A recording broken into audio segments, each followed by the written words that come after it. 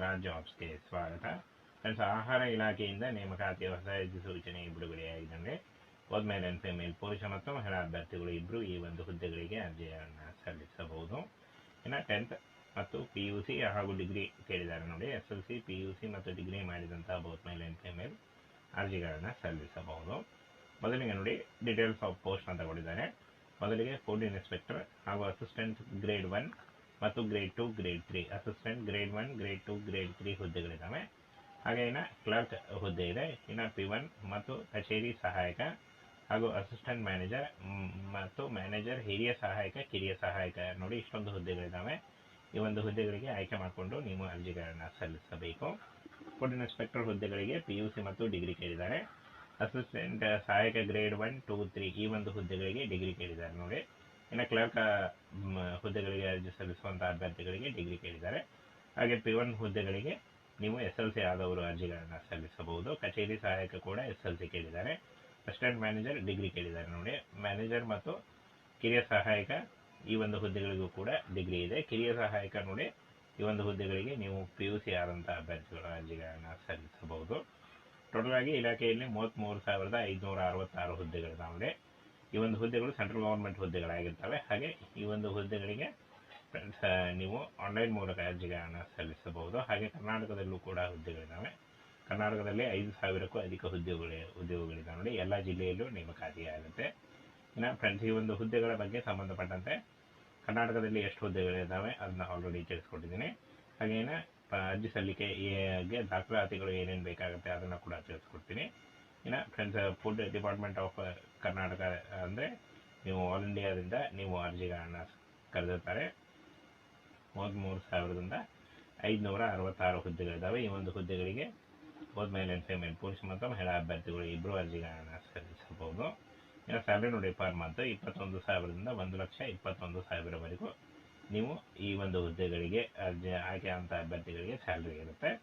ಹಾಗೇನ ಇಲ್ಲಿ ನೋಡಿ, age limit ಕೇಳಿದ್ದಾರೆ ನೋಡಿ. 18ರಿಂದ 35 ವರ್ಷದ ಒಳಗಿನವರು ಈ ಒಂದು ಹುದ್ದೆಗಳಿಗೆ ಅರ್ಜಿಗಳನ್ನು ಸಲ್ಲಿಸಬಹುದು. OBC ಅಭ್ಯರ್ಥಿಗಳಿಗೆ 3 ವರ್ಷ ಮತ್ತು SC/ST ಅಭ್ಯರ್ಥಿಗಳಿಗೆ 5 ವರ್ಷಗಳ ವಯೋಮಿತಿ ಸಲ್ಲಿಕೆ ಕೂಡ ಇರುತ್ತೆ. ಇನ್ನು ಸೆಲೆಕ್ಷನ್ ಪ್ರಾಸೆಸ್ಸು ಲಿಖಿತ ಪರೀಕ್ಷೆ ಇರುತ್ತೆ, ಮುಖ್ಯ ಪರೀಕ್ಷೆ ಇರುತ್ತೆ, ಹಾಗೂ ಸಂದರ್ಶನ ಮತ್ತು ದಾಖಲೆ ಪರಿಶೀಲನೆ ಮಾಡಿ ನಿಮಗೆ ಆಯ್ಕೆಯನ್ನು ಮಾಡಿಕೊಳ್ಳಲಾಗುತ್ತೆ ಅಂತ ಹೇಳಿದ್ದಾರೆ ನೋಡಿ. ಇನ್ನು ಫ್ರೆಂಡ್ಸ್, ಈ ಒಂದು ಹುದ್ದೆಗಳಿಗೆ SLC, PUC, diploma, BSc, BTech ಆದಂಥ ಅಭ್ಯರ್ಥಿಗಳು ಕೂಡ ಅರ್ಜಿಗಳನ್ನು ಸಲ್ಲಿಸಬಹುದು. ಈ ಒಂದು ಹುದ್ದೆಗಳಿಗೆ ಯಾವುದೇ ರೀತಿಯ ಒಂದು ಅಪ್ಲಿಕೇಶನ್ ಫೀ ಇರಲ್ಲ ನೋಡಿ. ಫ್ರೀಯಾಗಿ ನೀವು ಅರ್ಜಿಗಳನ್ನು ಸಲ್ಲಿಸಬಹುದು. ಕೆಲವೇ ದಿನಗಳಲ್ಲಿ ಈ ಒಂದು ಹುದ್ದೆಗಳಿಗೆ ಅರ್ಜಿ ಸಲ್ಲಿಕೆ ಶುರುವಾಗುತ್ತೆ ನೋಡಿ. ಈಗ ಆನ್ಲೈನ್ ಅಪ್ಲಿಕೇಶನ್ ಬಿಡುಗಡೆ ಆಗುತ್ತೆ. ಇನ್ನು ಈ ಒಂದು ಹುದ್ದೆಗಳಿಗೆ ಏನು ಒಂದು ದಾಖಲೆಗಳು ಬೇಕಾಗುತ್ತೆ ಅಂತ ಹೇಳಿದ್ದಾರೆ. ಭಾವಚಿತ್ರ ಬೇಕಾಗುತ್ತೆ ನೋಡಿ, ಅಂದರೆ ಒಂದು ಫೋಟೋ ಮತ್ತು ಸಿಗ್ನೇಚರ್ ಬೇಕಾಗುತ್ತೆ. ಆದಾಯ ಪ್ರಮಾಣ ಪತ್ರ ಅಥವಾ ಜಾತಿ ಪ್ರಮಾಣ ಪತ್ರ, ಶೈಕ್ಷಣಿಕ ಅಂಕಪಟ್ಟಿಗಳು, ಹಾಗೇನೆ ಕಡ್ಡಾಯವಾಗಿ ಆಧಾರ್ ಕಾರ್ಡ್ ಬೇಕು ಅಂತ ಹೇಳಿದ್ದಾರೆ. SLC ಅಂಕಪಟ್ಟಿ ಬೇಕಾಗುತ್ತೆ ಅಥವಾ ದ್ವಿತೀಯ ಅಂಕಪಟ್ಟಿ, ಡಿಪ್ಲೊಮಾ ಅಂಕಪಟ್ಟಿ, ಇನ್ನು ಪದವಿ ಅಂಕಪಟ್ಟಿ ಯಾವುದಾದ್ರೂ ಇದ್ರೂ ನೀವು ಬೇಕಾಗುತ್ತೆ. ಇನ್ನು ಅನುಭವ ಪ್ರಮಾಣ ಪತ್ರ ಇದ್ದಲ್ಲಿ ಅಂತ ಹೇಳಿದ್ದಾರೆ, ಕಡ್ಡಾಯವಲ್ಲ ಅಂತ ಹೇಳಿದ್ದಾರೆ. ಇದ್ರೆ ಮಾತ್ರ ನೀವು ಇಷ್ಟೊಂದು ಈ ಒಂದು ದಾಖಲೆಗಳನ್ನು ತೆಗೆದುಕೊಂಡು ಆನ್ಲೈನ್ ಮೂಲಕ ಅರ್ಜಿಗಳನ್ನು ಸಲ್ಲಿಸಬಹುದು. ಫ್ರೆಂಡ್ಸ್, ಆಹಾರ ಇಲಾಖೆಯಿಂದ ನೇಮಕಾತಿಯ ಹೊಸ ಅಧಿಸೂಚನೆ ಬಿಡುಗಡೆಯಾಗಿದ್ದಂಗೆ ಮೇಲ್ ಅಂಡ್ ಫಿಮೇಲ್ ಪುರುಷ ಮತ್ತು ಮಹಿಳಾ ಅಭ್ಯರ್ಥಿಗಳು ಇಬ್ಬರು ಈ ಒಂದು ಹುದ್ದೆಗಳಿಗೆ ಅರ್ಜಿಯನ್ನು ಸಲ್ಲಿಸಬಹುದು. ಇನ್ನು 10th ಮತ್ತು PUC ಹಾಗೂ ಡಿಗ್ರಿ ಕೇಳಿದ್ದಾರೆ ನೋಡಿ. SLC, PUC ಮತ್ತು ಡಿಗ್ರಿ ಮಾಡಿದಂತಹ ಮೇಲ್ ಅಂಡ್ ಫಿಮೇಲ್ ಅರ್ಜಿಗಳನ್ನು ಸಲ್ಲಿಸಬಹುದು. ಮೊದಲಿಗೆ ನೋಡಿ, ಡೀಟೇಲ್ಸ್ ಆಫ್ ಪೋಸ್ಟ್ ಅಂತ ಕೊಟ್ಟಿದ್ದಾರೆ. ಮೊದಲಿಗೆ ಫುಡ್ ಇನ್ಸ್ಪೆಕ್ಟರ್ ಹಾಗೂ ಅಸಿಸ್ಟೆಂಟ್ ಗ್ರೇಡ್ 1 ಮತ್ತು grade 2, grade 3, assistant grade 1, grade 2, grade 3 ಹುದ್ದೆಗಳಿದ್ದಾವೆ.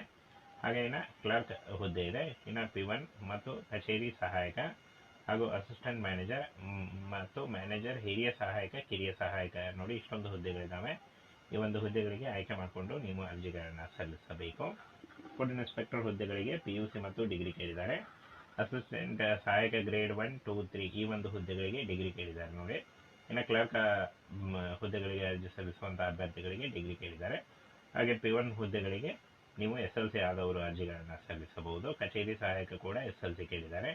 Assistant manager degree ಕೇಳಿದ್ದಾರೆ ನೋಡಿ. ಮ್ಯಾನೇಜರ್ ಮತ್ತು ಕಿರಿಯ ಸಹಾಯಕ ಈ ಒಂದು ಹುದ್ದೆಗಳಿಗೂ ಕೂಡ ಡಿಗ್ರಿ ಇದೆ. ಕಿರಿಯ ಸಹಾಯಕ ನೋಡಿ, ಈ ಒಂದು ಹುದ್ದೆಗಳಿಗೆ ನೀವು PUC ಆದಂಥ ಅಭ್ಯರ್ಥಿಗಳ ಅರ್ಜಿಗಳನ್ನು ಸಲ್ಲಿಸಬಹುದು. ಟೋಟಲ್ ಆಗಿ ಇಲಾಖೆಯಲ್ಲಿ 33,566 ಹುದ್ದೆಗಳಿದ್ದಾವೆ.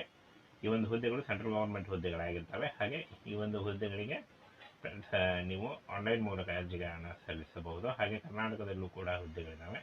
ಕರ್ನಾಟಕದಲ್ಲಿ 5,000ಕ್ಕೂ ಅಧಿಕ ಉದ್ಯೋಗಗಳಿದ್ದಾವೆ ನೋಡಿ. ಎಲ್ಲ ಜಿಲ್ಲೆಯಲ್ಲೂ ನೇಮಕಾತಿ ಆಗುತ್ತೆ. ಇನ್ನು ಫ್ರೆಂಡ್ಸ್, ಈ ಒಂದು ಹುದ್ದೆಗಳ ಬಗ್ಗೆ ಸಂಬಂಧಪಟ್ಟಂತೆ ಕರ್ನಾಟಕದಲ್ಲಿ ಎಷ್ಟು ಹುದ್ದೆಗಳಿದ್ದಾವೆ ಅದನ್ನ ಆಲ್ರೆಡಿ ತಿಳಿಸ್ಕೊಟ್ಟಿದ್ದೀನಿ. ಹಾಗೇನ ಅರ್ಜಿ ಸಲ್ಲಿಕೆಗೆ ದಾಖಲಾತಿಗಳು ಏನೇನು ಬೇಕಾಗುತ್ತೆ ಅದನ್ನು ಕೂಡ ತಿಳಿಸ್ಕೊಡ್ತೀನಿ. ಇನ್ನು friends, food department of Karnataka ಅಂದರೆ ನೀವು ಆಲ್ ಇಂಡಿಯಾದಿಂದ ನೀವು ಅರ್ಜಿಗಳನ್ನು ಕರೆದಿರ್ತಾರೆ. 33,566 ಹುದ್ದೆಗಳಿದ್ದಾವೆ. ಈ ಒಂದು ಹುದ್ದೆಗಳಿಗೆ ಬೋತ್ ಮೇಲ್ ಆ್ಯಂಡ್ ಫೀಮೇಲ್ ಪುರುಷ ಮತ್ತು ಮಹಿಳಾ ಅಭ್ಯರ್ಥಿಗಳು ಇಬ್ಬರು ಅರ್ಜಿಗಳನ್ನು ಸಲ್ಲಿಸಬಹುದು. ಇನ್ನು ಸ್ಯಾಲರಿ ನೋಡಿ ಪರ್ ಮಂತ್ 21,000ದಿಂದ 1,21,000ವರೆಗೂ ನೀವು ಈ ಒಂದು ಹುದ್ದೆಗಳಿಗೆ ಆಯ್ಕೆ ಅಂತ ಅಭ್ಯರ್ಥಿಗಳಿಗೆ ಸ್ಯಾಲರಿ ಇರುತ್ತೆ. ಹಾಗೇನೆ ಇಲ್ಲಿ ನೋಡಿ ಏಜ್ ಲಿಮಿಟ್ ಕೇಳಿದ್ದಾರೆ ನೋಡಿ. 18ರಿಂದ 35 ವರ್ಷದ ಒಳಗಿನವರು ಈ ಒಂದು ಹುದ್ದೆಗಳಿಗೆ ಅರ್ಜಿಗಳನ್ನು ಸಲ್ಲಿಸಬಹುದು. OBC ಅಭ್ಯರ್ಥಿಗಳಿಗೆ 3 ವರ್ಷ ಮತ್ತು SC/ST ಅಭ್ಯರ್ಥಿಗಳಿಗೆ 5 ವರ್ಷಗಳ ವಯೋಮಿತಿ ಸಲ್ಲಿಕೆ ಕೂಡ ಇರುತ್ತೆ. ಇನ್ನು ಸೆಲೆಕ್ಷನ್ ಪ್ರಾಸೆಸ್ಸು ಲಿಖಿತ ಪರೀಕ್ಷೆ ಇರುತ್ತೆ, ಮುಖ್ಯ ಪರೀಕ್ಷೆ ಇರುತ್ತೆ, ಹಾಗೂ ಸಂದರ್ಶನ ಮತ್ತು ದಾಖಲೆ ಪರಿಶೀಲನೆ ಮಾಡಿ ನಿಮಗೆ ಆಯ್ಕೆಯನ್ನು ಮಾಡಿಕೊಳ್ಳಲಾಗುತ್ತೆ ಅಂತ ಹೇಳಿದ್ದಾರೆ ನೋಡಿ. ಇನ್ನು ಫ್ರೆಂಡ್ಸ್, ಈ ಒಂದು ಹುದ್ದೆಗಳಿಗೆ SLC, PUC, diploma, BSc, BTech ಆದಂಥ ಅಭ್ಯರ್ಥಿಗಳು ಕೂಡ ಅರ್ಜಿಗಳನ್ನು ಸಲ್ಲಿಸಬಹುದು. ಈ ಒಂದು ಹುದ್ದೆಗಳಿಗೆ ಯಾವುದೇ ರೀತಿಯ ಒಂದು ಅಪ್ಲಿಕೇಶನ್ ಫೀ ಇರಲ್ಲ ನೋಡಿ. ಫ್ರೀಯಾಗಿ ನೀವು ಅರ್ಜಿಗಳನ್ನು ಸಲ್ಲಿಸಬಹುದು. ಕೆಲವೇ ದಿನಗಳಲ್ಲಿ ಈ ಒಂದು ಹುದ್ದೆಗಳಿಗೆ ಅರ್ಜಿ ಸಲ್ಲಿಕೆ ಶುರುವಾಗುತ್ತೆ ನೋಡಿ. ಏನು ಆನ್ಲೈನ್ ಅಪ್ಲಿಕೇಶನ್ ಬಿಡುಗಡೆ ಆಗುತ್ತೆ. ಇನ್ನು ಈ ಒಂದು ಹುದ್ದೆಗಳಿಗೆ ಏನು ಒಂದು ದಾಖಲೆಗಳು ಬೇಕಾಗುತ್ತೆ ಅಂತ ಹೇಳಿದ್ದಾರೆ. ಭಾವಚಿತ್ರ ಬೇಕಾಗುತ್ತೆ ನೋಡಿ, ಅಂದರೆ ಒಂದು ಫೋಟೋ ಮತ್ತು ಸಿಗ್ನೇಚರ್ ಬೇಕಾಗುತ್ತೆ. ಆದಾಯ ಪ್ರಮಾಣ ಪತ್ರ ಅಥವಾ ಜಾತಿ ಪ್ರಮಾಣ ಪತ್ರ, ಶೈಕ್ಷಣಿಕ ಅಂಕಪಟ್ಟಿಗಳು, ಹಾಗೇನೆ ಕಡ್ಡಾಯವಾಗಿ ಆಧಾರ್ ಕಾರ್ಡ್ ಬೇಕು ಅಂತ ಹೇಳಿದ್ದಾರೆ. SLC ಅಂಕಪಟ್ಟಿ ಬೇಕಾಗುತ್ತೆ ಅಥವಾ ದ್ವಿತೀಯ ಅಂಕಪಟ್ಟಿ, ಡಿಪ್ಲೊಮಾ ಅಂಕಪಟ್ಟಿ, ಇನ್ನು ಪದವಿ ಅಂಕಪಟ್ಟಿ ಯಾವುದಾದ್ರೂ ಇದ್ರೂ ನೀವು ಬೇಕಾಗುತ್ತೆ.